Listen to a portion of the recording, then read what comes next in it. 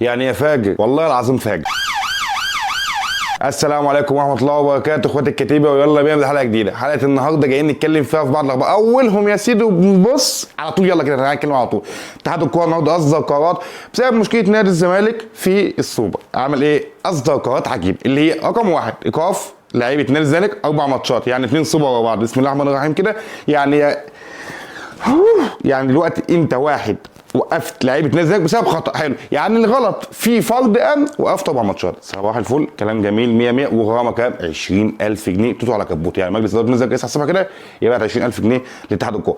متفاهم حاجه زي كده و100 100. يعني لاعب اتخانق مع فرد امن في دوله، تمام، يتعاقب 4 ماتشات، ولاعب ضرب زميله في نادي بيراميدز بالقلم وساب له الدين ماتشين 2. صباح الفل جدا، 4 ماتشات قصاد ماتشين.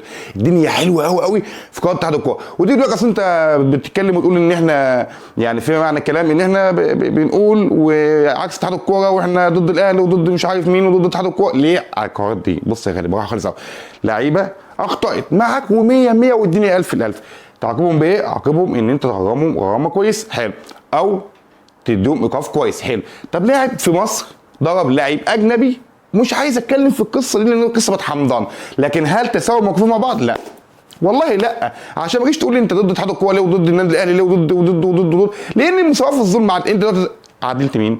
سويت في ايه؟ ولا اي كلام. لكن احنا ملناش غير ربنا. نتكلم بقى في شويه كوره، لان انا بصراحه ما بحبش اتكلم في بعض القرارات الاداريه عشان بتبين للاعمى ان هي هجص، كله هجص. فتعالى كلمني ورد عليا في الكومنتات لو انت شايف ان كلامي غلط. ازاي اتحاد الكوره عمل موقفين مشابهين، واحد 100 100 لان الاهلي، وواحد زفت الطين على لعيبه الزمالك. وهقول لك على حاجه، لعيبه الزمالك مش مؤثره بالنسبه لي انا، يعني ايقافهم لعبهم مش هيفرق معايا انا بالذات في اي حاجه. لكن في الفريق انت ممكن لعيب زي دونجا مؤثر مع نادي الزمالك. بالنسبه لي انا ممكن ما يبقاش بالنسبه لي لعيب يعني السوبر، لكن انا بحب دونجا على المستوى الشخصي.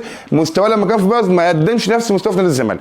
فالنهارده ما بحبش اتكلم على قرارات اداريه ومش هتكلم مع طول في الحته دي كتير، لكن زي ما بقول لك احنا ضد اتحاد الكوره بسبب اللي بيحصل ده، وباين للاعمى ان هو تطبيل لحته ومش تطبيل لحته ثانيه. لكن انا جاي النهارده اقول لك ان خلاص عوده الايجيبشن ليج، وعوده ما احلاها عوده، لان هنشوف فيها الفارس الابيض نادي الزمالك. نادي الزمالك عنده اول مواجهاته، يفتتح نادي الزمالك بكره مواجهاته مع نادي البنك الاهلي بعد تغيير الساعه 8 مساء. نادي الزمالك وجوميز عنده تحدي جديد في الدوري، اللي انا بقول لك النادي الزمالك مش هيضيف فيه جديد غير بوجوميز، لان نادي الزمالك عنده نقص باين جدا للاعمى في اللعيبه، واضحه مش محتاجه اي كلام.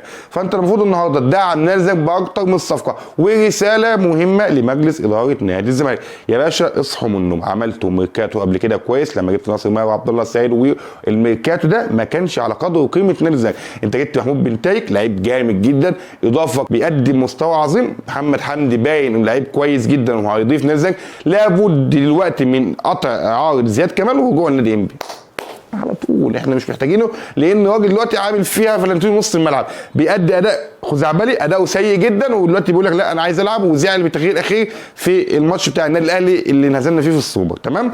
فلاعب زي ده ما احترمش نادي الزمالك بسبب ان اداؤه وحش. مع السلامه. ده احنا يا راجل يا مفتري عملنا في محمد اشرف فوق ما حدش يستحمله بني ادم، ومكمل وادى لحد مش اداؤه كان زي الزفت في الملعب، وكان راجل بينتقد بان احنا بننتقدوه كتير، وكان بيتحمل ضغط وكمل عادي. انت يا باشا دلوقتي عايز عامل زعل وعايز تمشي، يلا مع السلامه، مش هنتكلم معاك، يلا اتفضل. فانت المفروض النهارده تدي اضافات قويه لنادي الزمالك، لان انت دلوقتي الصفقات اللي جربناها ما نفعتش، مش على قدر المسؤوليه. جوميز هيبدا بكره بيه، لان التشكيل اللي هينزل ده هو التشكيل المتوقع لجوميز اللي هيبدا بيه ماتش البنك الاهلي. فان شاء الله تكون دي بدايه لجوميز يحاول يعمل بيها اي حاجه، لان الراجل محتاج فعلا دعم. وانا النهارده جاي اقول لك ان انا هبدا ان شاء الله كل يوم حلقه جديده. فما تنساش لاول مره تشوف، ما تنساش تعمل لايك واشتراك وتفعل زر الجرس عشان يوصلك كل جديد. سلام.